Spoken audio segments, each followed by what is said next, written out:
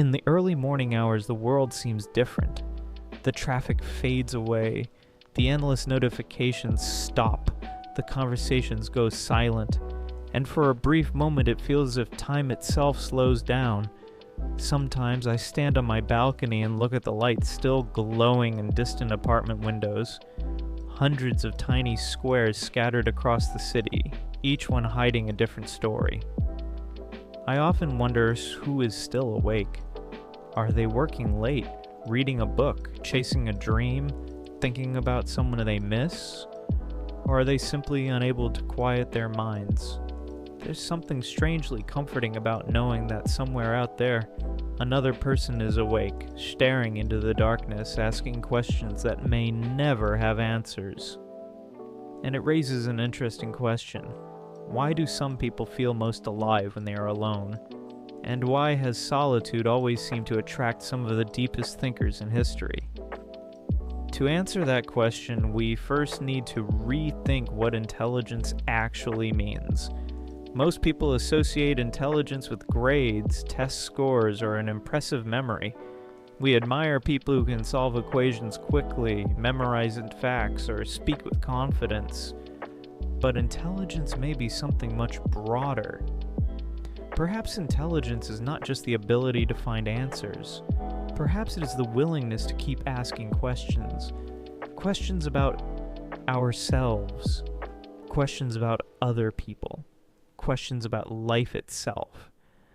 And those questions often require something that modern life rarely gives us: silence. In a world filled with constant stimulation, solitude has become increasingly rare. We wake up and immediately check our phones.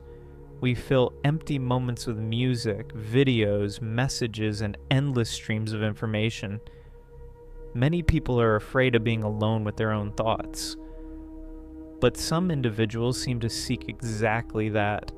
Not because they dislike people, not because they are antisocial, but because solitude creates space for reflection, space for imagination, space for understanding. For some people, especially those with highly active minds, silence is not empty. It's where thinking begins. As someone with ADHD, I've often noticed something unusual about the late hours of the night. During the day, my attention is constantly pulled in different directions. Messages, tasks, conversations, responsibilities. But at night, something changes. The world becomes quieter.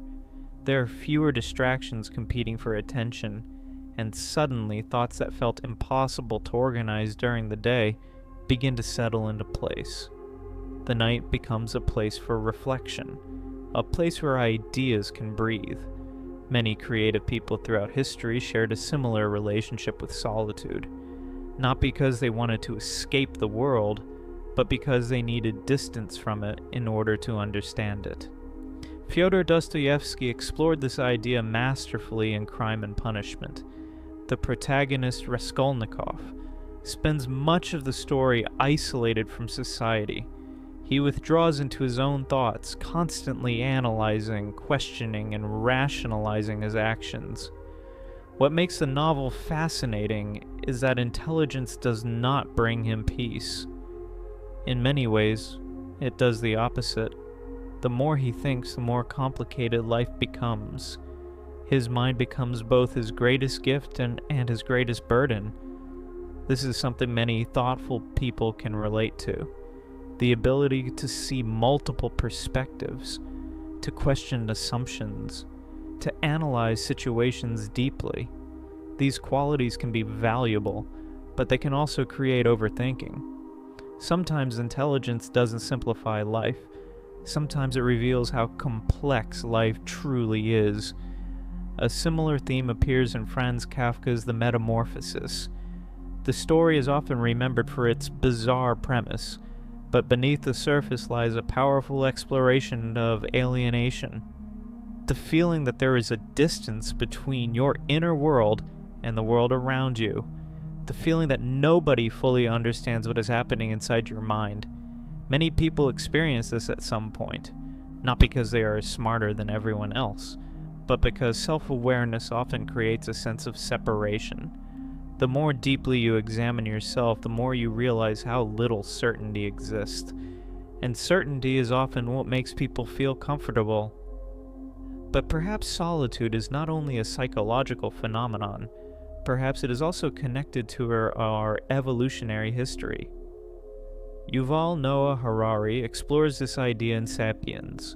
For most of human history, survival depended on belonging to a tribe. Being excluded from the group often meant death. Our brains evolved to seek connection, acceptance, and social belonging. And yet modern life has created something entirely new. For the first time in history, millions of people can spend significant amounts of time alone while remaining completely safe. This creates an interesting tension. Part of us still craves community, but another part of us longs for something else. A quiet room, an uninterrupted thought, a moment free from expectations. Perhaps that explains why solitude has always played such an important role in creativity, philosophy, and discovery. Many of history's most influential ideas were not born in crowded rooms. They emerged during long walks, sleepless nights, and moments of isolation. Isaac Newton developed some of his most important insights while isolated from society during the Great Plague. Nikola Tesla often worked alone for countless hours. Writers, artists, philosophers, and scientists have repeatedly described solitude not as a punishment, but as a necessity.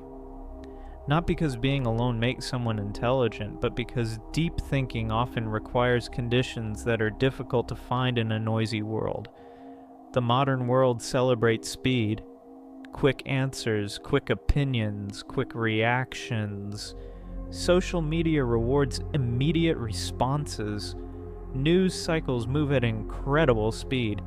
Everyone seems to have something to say, but very few people take the time to think before speaking. Perhaps that is why genuine reflection feels increasingly rare. And maybe that's also why solitude feels so valuable. It creates distance between ourselves and the constant pressure to react. It allows us to observe before judging, question before concluding, and listen before speaking. The philosopher Blaise Pascal once wrote that many of humanity's problems stem from our inability to sit quietly alone in a room. Whether or not that statement is entirely true, it contains an uncomfortable observation. Many of us spend enormous amounts of energy avoiding silence.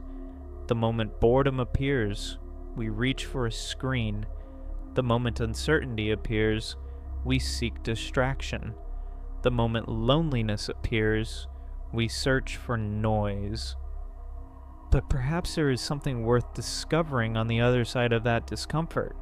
After all, self-knowledge rarely arrives during moments of distraction. It arrives during moments of attention. And attention requires stillness. This doesn't mean solitude is always pleasant. Sometimes it can be deeply uncomfortable. When external noise disappears, internal noise often becomes louder. Regrets, fears, doubts, questions about the future, questions about our choices, and questions about whether we are living the life we truly want.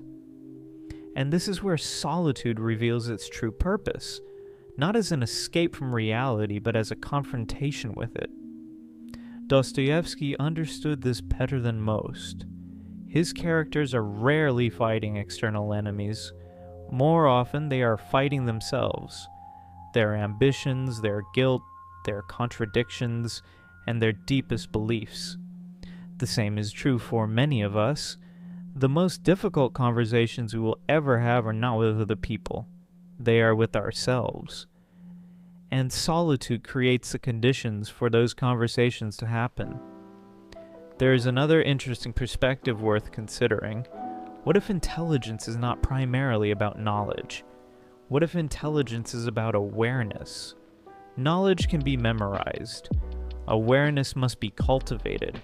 A person can know thousands of facts and still understand very little about themselves.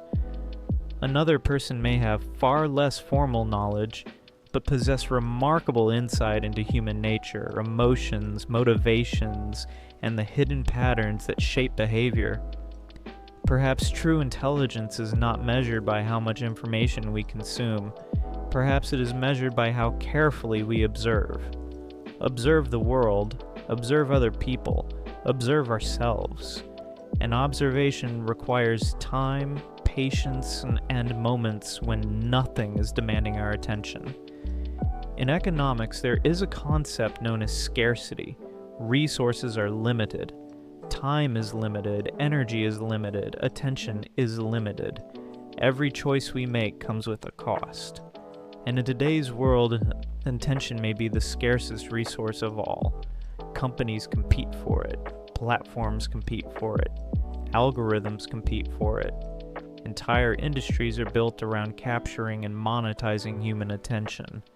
Yet solitude remains one of the few places where attention can still belong entirely to us.